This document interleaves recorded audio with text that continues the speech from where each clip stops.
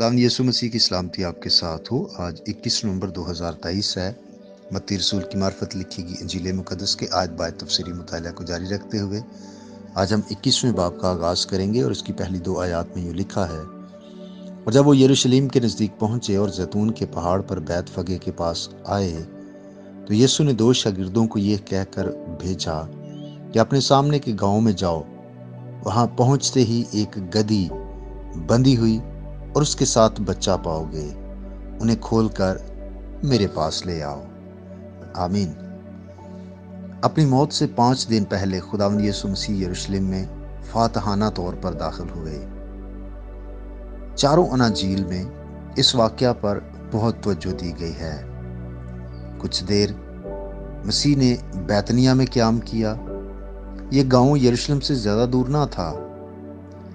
एक रात पहले खाने पर मरियम ने यीशु मसीह के पांव पर इत्र डाला था, जिसका जिक्र यूहन्ना 12वें बाब की 3री आयत में मिलता है। हमारा खुदावंद यीशु मसीह बहुत सफ़र करता था। उसका दस्तूर था कि वो गलील से यरूशलेम का सफ़र पैदल किया करता था। वो थकन और गर्दो गुबार के बावजूद भलाई करता फिरा। अपनी सहूलत और अपने आराम का कभी ख्याल नहीं किया। और मसीह के मिजाज को हमें भी अपनी ज़िंदगी में लेना है कि अपनी सहूलत और आराम के ख्वाहिशमंद रहना यह हमें ज़ेब नहीं देता। लेकिन यीशु मसीह ने ज़िंदगी में एक दफ़ा फातहाना सवारी की, और ये मौका है जब वो दुख सहने और मरने के लिए यरूशलेम में दाखिल हुआ। जो इंतज़ाम किया गया वो बिल्कुल मामूली और गरीबाना था। ये सारी तैयारी अचानक और एकदम की गई, क्योंकि उसका दिल अगली दुनिया के जलाल पर लगा हुआ था। वो इस दुनिया में जलाल नहीं हासिल कर, बल्कि वो अगली दुनिया के जलाल को देख रहा था। अब वो बैतफगे के पास पहुंचे। ये गांव उस रास्ते पर वाक़या था जो जैतून के पहाड़ को जाता था। वहां पहुंचकर मसीह ने 2 शागिर्दों को एक गधा लाने को भेजा। उस मुल्क में सफ़र के लिए गधे बहुत इस्तेमाल होते थे। घोड़े सिर्फ बड़े बड़े लोग रखते थे या जंग के लिए रखे जाते थे। मसीह खुदावंद ने अपनी पस्त हाली के दिनों में एक गधे पर सवारी की, और यह गधा भी उसका अपना ना था।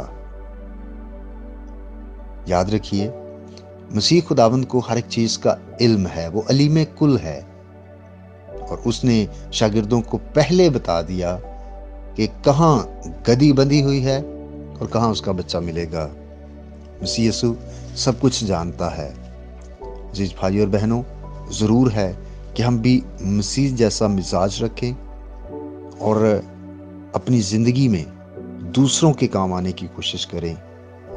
खुदा आपके साथ हो। आइए हम दुआ करें। मसीह यीशु में हमारे बाप, हम तेरा शुक्र करते हैं आज की इस नई सुबह के लिए। और ऐ खुदा, हम तेरा शुक्रिया अदा करते हैं कि तू हमें अपने हुजूर छुपने के बार बार मौके बख्शता है। गुजरी रात के लिए, सारी मदद, मुहाफ़ज़त और निगहबानी के लिए हम तेरा शुक्रिया अदा करते हैं। हम शुक्रगुजार हैं कि हमने कोई ऐसी बुरी खबर नहीं सुनी जिसके सबब से हम परेशान हो जाते। ये भी तेरा फजल है, हम इसके लिए शुक्रगुजार हैं। और दुआ है कि आज के सारे दिन में भी तू हमारे साथ रहना। हम तेरी मर्जी के मुताबिक आज के दिन को बसर करें। बदियों से, गुनाहों से, गलतियों से हमें महफूज रखना। हम मुकम्मल फर्माबरदारी करें और तेरी तमजीद हो। मैं उन भाइयों और बहनों के लिए भी दुआ गो हूँ जो बीमार हैं।